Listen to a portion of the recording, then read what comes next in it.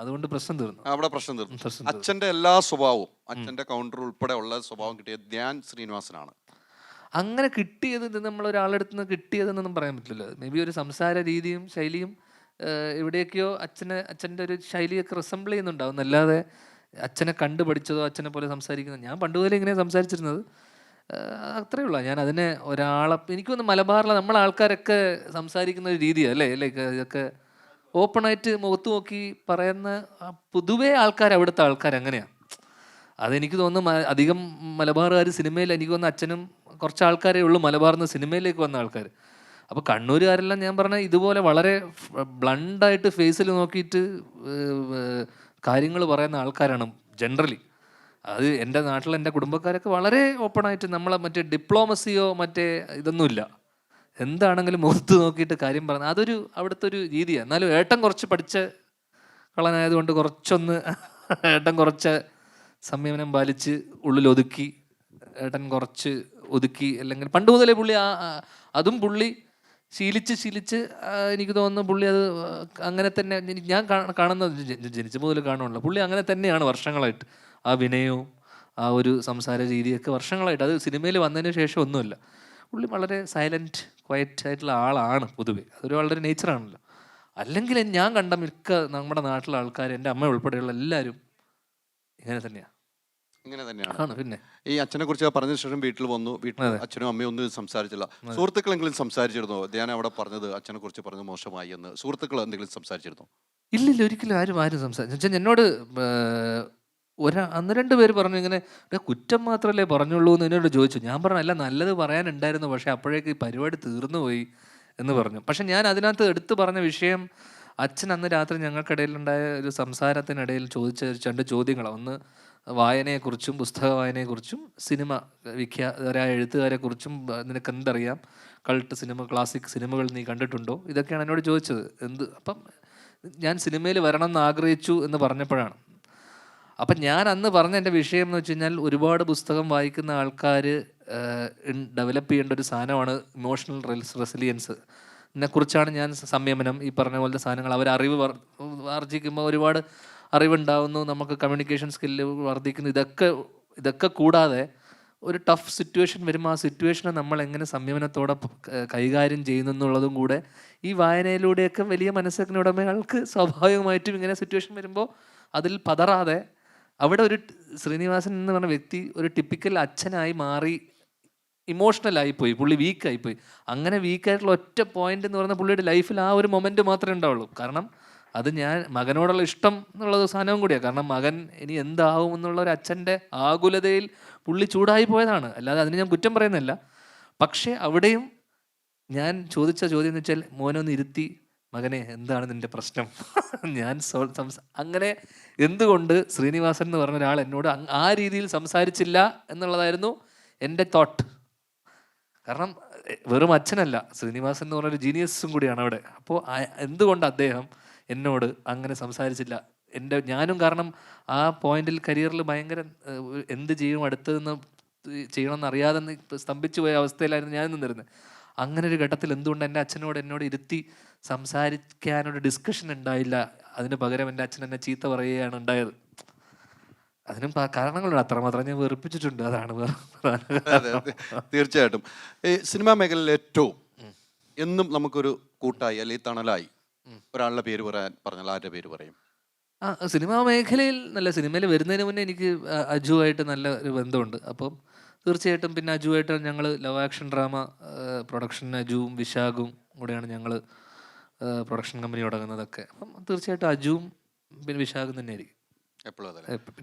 അല്ലെങ്കിൽ ഒരു ചോദ്യം ഞാൻ ചോദിക്കട്ടെ, അച്ഛനെ കുറിച്ചാണല്ലോ. അച്ഛൻ്റെ കണ്ട ഏറ്റവും നല്ല ക്വാളിറ്റി എന്താണ് താങ്കൾ കണ്ടത്? അത് തന്നെ ഞാൻ പറഞ്ഞതെന്ന് വെച്ചാൽ ഏറ്റവും എല്ലാവർക്കും അറിയാവുന്ന ഒരു ക്വാളിറ്റി എന്ന് വെച്ച് കഴിഞ്ഞാൽ ഒരു മറയില്ലാതെ സത്യസന്ധമായി ഒരു കാര്യത്തിനെ അപ്രോച്ച് ചെയ്യുന്നതും, ആരെയും സുഖിപ്പിക്കാൻ വേണ്ടിയോ ആരുടെ മുന്നിലും ഒരു കാര്യം സാധിക്കാൻ വേണ്ടി ശ്രീനിവാസൻ എന്ന് പറഞ്ഞ ആൾ അവിടെ നിൽക്കില്ല. അങ്ങനെയുള്ള ആൾക്കാർക്ക് ഒന്നും നേടാനുമില്ല. അങ്ങനെയുള്ള സ്വഭാവം വരുമ്പോൾ സ്വാഭാവികമായിട്ടും ആൾക്കാർക്ക് ചിലപ്പോൾ വെറുപ്പുണ്ടാവും. ചില കാര്യങ്ങൾ ബ്ലണ്ടായിട്ട് പറയുമ്പോൾ ചിലപ്പോൾ ആൾക്കാർക്ക് ഇഷ്ടക്കുറവ് തോന്നും. പക്ഷേ ഒരാൾക്കും എന്താ പറയണ്ടേ, ഒരാളുടെ മുന്നിലും എന്താ പറയുക തലകുനിക്കാതെ പുള്ളി പുള്ളി പറയേണ്ട കാര്യങ്ങൾ അന്നും ഇന്നും വളരെ സത്യസന്ധമായത് വളരെ ഓണസ്റ്റായിട്ട് എന്താ പറയണ്ട അങ്ങനെ ജീവിക്കാൻ പറ്റുക എന്ന് പറയുന്നത് തന്നെ വലിയ കാര്യമാണ്. നമ്മൾ ആരെയും ബോധിപ്പിക്കാതെ അല്ലെങ്കിൽ ആരോടും കള്ളം പറയേണ്ട ആവശ്യമില്ലാതെ അങ്ങനെ ജീവിക്കാൻ പറ്റട്ടെ അല്ലെങ്കിൽ അങ്ങനെ അതാണ് നമ്മുടെയൊക്കെ അങ്ങനെയൊക്കെ ജീവിക്കാൻ പറ്റുന്ന തന്നെ വലിയ കാര്യമല്ലേ. നമ്മൾ ആരെയും സൂചിപ്പിക്കുകയും വേണ്ട, നമ്മുടെ കാര്യം ചെയ്യുക, കൃത്യമായി കാര്യങ്ങൾ ചെയ്തു പോവുക എന്നുള്ളത് അത് തന്നെ. അമ്മയ്ക്ക് ഏറ്റവും ഇഷ്ടം ആരെയാണ്? അമ്മയ്ക്ക് ഞാൻ അത് പറഞ്ഞു, അമ്മയ്ക്ക് 2 മക്കളിലും രണ്ടാളെന്ന് അമ്മ പറയുമെങ്കിലും എന്നെയാണ് കൂടുതൽ ഇഷ്ടം. അത് 2 പേർക്കും അങ്ങനെയാണ് കൂടുതൽ ഇഷ്ടം. പക്ഷെ ഞാൻ എൻ്റെ ഇന്റർവ്യൂ കാണുമ്പോൾ അമ്മയ്ക്ക് ഏറ്റവും വിഷമം വരാറുണ്ട്. ഉണ്ട്, കാരണം ഞാൻ അമ്മേനെ പറ്റിയിട്ടുള്ള കുറേ കഥകൾ പറയുന്നതിനോട് ഉള്ള കഥകളാണോ? ഉള്ള കഥകളൊക്കെ തന്നെയാണ്. പൊറോട്ടയൊക്കെ ഉള്ള കഥയല്ലേ? പൊറോട്ടയൊക്കെ ഉള്ള കഥയാണ്. പക്ഷെ എന്ന് വെച്ച് കഴിഞ്ഞാൽ അമ്മ സമ്മതിക്കില്ല, അമ്മ കുറച്ച് കള്ളമൊക്കെ പറയുന്ന കൂട്ടത്തിലാണ്. അപ്പോൾ സത്യസന്ധനായ മകൻ ഉണ്ടാകുമ്പോൾ ഒരു പ്രശ്നം ഉണ്ടാവും. ഇപ്പം ഞാനും പക്ഷേ ഈ കള്ളക്കഥകൾ പറയാറില്ല, പക്ഷെ കഥയിൽ ഞാൻ എൻ്റെതായിട്ടുള്ള കുറച്ച് അവിടെ ഇവിടെയൊക്കെ ഒരു പൊടിയിടും. പക്ഷേ ഞാൻ ഈ പൊറോട്ടയുടെ കഥയായിക്കോട്ടെ, അച്ഛൻ ആശുപത്രിയിൽ കിടന്നപ്പോൾ അമ്മ പൊറോട്ട ചോദിച്ചതൊക്കെ വളരെ സത്യസന്ധമായി ഞാൻ പറഞ്ഞ കഥയാണ്. അതിനകത്തൊന്നും ആക്ച്വലി പക്ഷെ എൻ്റെ ഇന്റർവ്യൂവിൽ അമ്മ പറഞ്ഞു ഞാൻ ഒരിക്കലും ചോദിച്ചിട്ടില്ല എന്ന് എന്നോടും പറഞ്ഞു. ഒരിക്കലും അത് സത്യമല്ല എന്നുള്ളത്, അതൊരിക്കലും അമ്മ സമ്മതിച്ച് തരികയില്ല. അമ്മയുടെ ഒരുപാട് രസകരമായിട്ടുള്ള ഒരുപാട് കഥകളുണ്ട്. അതിനകത്ത് എനിക്ക് തോന്നുന്നത് അമ്മയുടെ സ്ഥിരം അതൊരു കഥയല്ല, അമ്മേനെ പറ്റിയിട്ടുള്ള കഥയല്ല, അത് എൻ്റെ പറ്റിയിട്ടുള്ളൊരു എൻ്റെ ഒരു ഒരു രസകരമായൊരു കഥ എന്ന് പറയുന്നത്, ഒരു ദിവസം അമ്മക്ക് സ്ഥിരം ഉള്ളൊരു പരിപാടിയാണ്. ഇപ്പം വീട്ടിലൊക്കെ ആരെങ്കിലും നമ്മളെയൊക്കെ കാണാനൊക്കെ വന്നു കഴിഞ്ഞ് കഴിഞ്ഞാൽ അമ്മ ഇവൻ എന്താ ആരായി കാണാൻ വന്നിരുന്ന് അറിയാൻ വേണ്ടിയിട്ട് ഈ ഡോറിൻ്റെ സൈഡിൽ നിന്നൊക്കെ ഇങ്ങനെ നോക്കിയൊക്കെ നിൽക്കും, ആരോടെങ്കിലും സംസാരിക്കുക. അപ്പം എന്നെ കാണാൻ വേണ്ടിയിട്ട് 2 ആൾക്കാർ ഇതേപോലെ ഒരു കഥയും ചർച്ചയൊക്കെ ആയിട്ട് ഹാളിലിരിക്കുന്ന സമയത്ത് അമ്മ കയറി വന്നിട്ട് ഇവരുടെ അടുത്ത് ചായ വേണോ, എന്താണ് ഞാൻ ഇവരുമായിട്ട് സംസാരിക്കുന്നതെന്ന് അറിയാനുള്ള ഒരു കൗതുകത്തിൻ്റെ പുറത്താണ് വരുന്നത്. ചായ വേണോ എന്ന് ചോദിക്കുന്നു. ഈ വന്ന ആള് മാമൻ എന്ന് വെച്ചാൽ, മാമൻ എന്ന് പറയുന്നത് അരവിന്ദൻ്റെ അതിഥികളും കഥ പറയുമ്പോഴും ഇപ്പം എണ്ണ വെച്ച് പടമൊക്കെ ചെയ്ത് അതിൻ്റെ ഡയറക്ടറാണ്. മാമൻ്റെ ഒരു സിനിമയൊക്കെ മാമനൊരു കൂട്ടുകാരനാണ്, മാമൻ്റെ പരിചയക്കാരനാണ് പുള്ളി. അപ്പം വന്ന ആൾ, അതെനിക്കറിയില്ലായിരുന്നു. ഈ വന്ന പുള്ളി പെട്ടെന്ന് ആ ടീച്ചറെ, അമ്മേനെ ടീച്ചർ എന്നാണ്, വിമല ടീച്ചർ എന്നാണ് ടീച്ചറായിരുന്നു അമ്മ. അപ്പം അമ്മ ടീച്ചറെ മോഹനെ എനിക്ക് പരിചയമുണ്ട്. അപ്പം മാമനെ പറ്റി ഇങ്ങനെ ഈ വന്നയാൾ അമ്മയോട് ഇങ്ങനെ സംസാരിച്ചു തുടങ്ങുക. സംസാരിച്ച് എന്താണെന്ന് വെച്ചാൽ അമ്മയുടെ ഏറ്റവും ഇളയ ആങ്ങളെയാണ് മാമൻ. അപ്പോൾ ഇയാൾ ഇങ്ങനെ പറഞ്ഞു, മോഹൻ്റെ കഴിഞ്ഞ സിനിമ ഇങ്ങനെ ചെറിയ ലോസ്. അപ്പോൾ മാമൻ ഒരു സിനിമ അതിന് മുന്നേ വന്ന ഒരു സിനിമ ഓടാതൊക്കെ പോയപ്പോൾ ഭയങ്കര ലോസായി, അതിന് ഞങ്ങൾക്ക് ഭയങ്കര നഷ്ടമുണ്ടായി എന്നൊക്കെ പറഞ്ഞിട്ട് ഭയങ്കരമായിട്ട് വെറുതെ ചായ വേണോ എന്ന് ചോദിച്ച് വന്ന അമ്മ എന്നോട് ഇയാൾ ഇങ്ങനെ കുറേ കഥയൊക്കെ പറഞ്ഞതിന് ശേഷം അമ്മയുടെ കണ്ണൊക്കെ നിറഞ്ഞു. വഴിയെ പോയിട്ട് വെറുതെ ഒരു വിഷമിച്ച് എൻ്റെ അമ്മ കണ്ണൊക്കെ നിറഞ്ഞിട്ടാണ് പോയത്. അപ്പം ഞാൻ എപ്പോഴും പറയുന്നത്, ഈ ആൾക്കാർ വരുന്ന സമയത്ത് വെറുതെ അവിടെ ചായ വേണോ പഴം വേണോ എന്നൊന്നും ചോദിച്ചിട്ട് വന്നിരിക്കരുത്. അവർ പറയുന്ന എന്തെങ്കിലും കേട്ടിട്ട് എന്തെങ്കിലുമൊക്കെ വെറുതെ ഒരു ന്യൂസൻസ് ആണല്ലോ ഇടക്ക്. അപ്പോൾ ഒരു ഫോർമാലിറ്റിക്ക് വന്നിട്ട് ഇടക്കിടക്ക് വരും ചായ വേണോ എന്ന് ചോദിച്ചിട്ട്. അങ്ങനെ ഇയാളിത് പറഞ്ഞതിന് ശേഷം അമ്മ കണ്ണൊക്കെ നിറഞ്ഞിട്ട് അകത്തോട്ട് പോയി. അപ്പം ഞാൻ ഇയാളോട് പറഞ്ഞു, താൻ എന്തിനാ ഇവിടെ? ഞാൻ പതിയെ ഇത് ആരുടെ വീടാന്ന് അറിയാമോ എന്ന് ചോദിച്ചു. എന്താ അങ്ങനെ ചോദിച്ചു? ഞാൻ പറഞ്ഞത് ശ്രീനിവാസൻ്റെ വീട്ടിൽ വന്നിട്ട് നീ ഇങ്ങനത്തെ ചെറ്റ വർത്താനം പറയരുത് എണീക്കാന്ന് പറഞ്ഞിട്ട് ഞാൻ അയാളെ പതുക്കെ ഞാൻ ഈ കോളറിന് ഇങ്ങനെ പിടിച്ചിട്ട് വീടിൻ്റെ പുറത്താക്കിയിട്ട്, ഞാൻ എൻ്റെ വീട്ടിൽ പണിക്കാരൊക്കെ ഉണ്ട്, ഞാൻ പറഞ്ഞ പണിക്കാരൊക്കെ വിളിച്ചിട്ട് പറഞ്ഞു ഇവനെ അടിച്ച് ഇവൻ്റെ കാലല്ലേ പിടിക്കണം, എൻ്റെ അമ്മയെ ഇവൻ കരയിപ്പിച്ചു. അപ്പം എനിക്ക് ഞാൻ ഭയങ്കര ഔട്ട്ബസ്റ്റ്, ഞാൻ ഭയങ്കര ദേഷ്യം വന്നു. കാരണം അമ്മ കണ്ണൊക്കെ നിറഞ്ഞു, കാരണം അമ്മക്ക് മാമൻ മകനെ പോലെയാണ്. അങ്ങനെ ഇയാള് ഭയങ്കര അയ്യോ സോറി മോനെ, ഞാൻ അങ്ങനെ പറഞ്ഞതല്ല മോനെ ഞാൻ അങ്ങനെയല്ല എന്നൊക്കെ പറഞ്ഞു. ഇയാൾ മാപ്പൊക്കെ പറഞ്ഞു. ഞാൻ പറഞ്ഞു പറയണ്ട, ഇത് ഇവൻ്റെ നീ ഏറിയ കിടക്കൂല, നിന്നെ ഞാൻ തല്ലി ഓടി അല്ലടാന്ന് പറയുന്നത്. ഞാൻ പണിക്കാർക്കൊക്കെ രാത്രി ഞാൻ 2 എണ്ണമൊക്കെ വാങ്ങിച്ചു കൊടുക്കുന്ന അടിക്കണേ. അപ്പോൾ അവരടിയെന്ന് പറഞ്ഞു കഴിഞ്ഞാൽ അടിക്കും, അങ്ങനെ നിൽക്കുന്ന ആൾക്കാരാണ്. അപ്പം ഇവർ എന്തിനാ തല്ലണ്ടെന്ന് അറിഞ്ഞൂടെ. ഇപ്പോൾ ആൾക്കാർ വരുന്ന സമയത്തേക്ക് അമ്മ ഈ ബഹളം കേട്ടിട്ട് ഓടി വന്നിട്ട് അമ്മ എന്താ മോനെ പ്രശ്നം എന്നോട് ചോദിക്കുക. അപ്പോൾ നീ ഓരോ ചായയും ചൂലും കൊണ്ട് വന്നിട്ട് ഇങ്ങനെ അടിച്ച് നീ കയറി പൊടി ആത്തുന്ന അമ്മേനെ ഞാൻ ചീത്ത. അപ്പോൾ അത്രയും നേരം ഞാൻ പറഞ്ഞുകൊണ്ടിരുന്നത് എൻ്റെ അമ്മയെ നീ കരയിപ്പിച്ചില്ലടാന്നാ. ആ അമ്മയും കൂടെ ഞാൻ ചീത്ത പറഞ്ഞപ്പോൾ ഇവൻ സൈക്കോ ആണോന്ന്. പിന്നെ ഇയാളൊന്നും മിണ്ടിയില്ല. ഞാൻ അപ്പം നീ ചായയും ചൂലും കൊണ്ടുവന്നിട്ട് കുറേ നേരം ഇതിൻ്റെ ചോറ് അപ്പോൾ ഇടയ്ക്ക് കയറി പൊടി വീട്ടിനകത്തോട്ട് നിന്ന് അമ്മേനെ. അപ്പം അമ്മ ഇയാളോട് പറയാ, മോനെ പെട്ടെന്ന് പോയി ഇവനെ ഭ്രാന്താന്ന്. അങ്ങനെ അമ്മ അയാളെ രക്ഷിച്ചു വിട്ടു. അല്ലെങ്കിൽ അല്ലെങ്കിൽ അയാൾ തീർന്നേനെ. ഞാനന്ന് പണിക്കാരെ കൊണ്ട് തല്ലിച്ചനെ ഞാൻ. അമ്മയ്ക്ക് വേണ്ടി വാദിച്ചതാണ്. അമ്മക്ക് വേണ്ടി വാദിച്ചതാ. മാറിപ്പോയി തിരിഞ്ഞു വന്നപ്പോൾ. അപ്പൊ അമ്മയുടെ കുറെ അങ്ങനത്തെ, പിന്നെ തെങ്ങ് എത്താൻ വരുന്ന ആൾക്കാരൊക്കെ ഉണ്ടാവുമല്ലോ. തേങ്ങ ഇടാൻ വരുന്നവര്, നമ്മുടെ പാടത്ത് പണിയെടുക്കാൻ വരുന്ന ആൾക്കാർ, നമ്മളെല്ലാം നമ്മുടെ വീട്ടിലെ ജോലിക്കാർ, അവരൊക്കെ ചില ദിവസങ്ങളൊക്കെ എന്നെ വന്ന് ഉപദേശിക്കുകയൊക്കെ ചെയ്യും. താ മോനെ ഇങ്ങനെ നടന്നാൽ മതിയോ. അപ്പോൾ അമ്മ ചിലപ്പോൾ ഇവർക്ക് എന്തെങ്കിലുമൊക്കെ ഇത് കയ്യിൽ വെച്ചോ, അവൻ വരുമ്പോൾ ഒന്ന് ഉപദേശിച്ചേക്ക്. ഇങ്ങനത്തെ പരിപാടിയൊക്കെ ഉണ്ട് അമ്മക്ക്. അങ്ങനത്തെ കുറച്ച് വിനോദങ്ങൾ എന്നെ നന്നാക്കി എടുക്കാനുള്ള പല വഴിക്ക് ഉള്ള ശ്രമങ്ങളൊക്കെ ഉണ്ടായിരുന്നു. അന്ന് ഞാൻ സിനിമയൊന്നും അധികം ചെയ്യുന്നു. ഞാൻ ഒരു കൊല്ലം ഒരു സിനിമ. ഇപ്പോൾ വീട്ടിലിരിക്കാൻ വേണ്ടി പ്രാർത്ഥിക്കുക, കാരണം സിനിമ കൂടിപ്പോയിട്ട്. തീർച്ചയായിട്ടും അങ്ങനെ സിനിമകൾ വേണമല്ലോ. അതെ അതെ, അത് ഓക്കെയാണ്. എന്തായാലും നമുക്ക് നല്ല കഥകളാണ്, കഥകൾ ഒത്തിരി ഉണ്ട്. ഞാൻ ചോദിക്കട്ടെ, അപ്പം അച്ഛൻ്റെ ഒരുപാട് കഥാപാത്രങ്ങൾ, വടക്ക് നോക്കി യന്ത്രം, അതെ സരോജ് കുമാർ, അതെ, അതുപോലത്തെ നല്ല കഥാപാത്രങ്ങൾ കിട്ടിയാലേ ചെയ്യൂ. അതുപോലത്തെ കഥാപാത്രങ്ങൾ അതുപോലെ വെച്ചാൽ ആ ഒരു രീതിയിൽ ഇപ്പം പുള്ളി ഒരു കോമഡി ആയിട്ടാണല്ലോ. അതെ.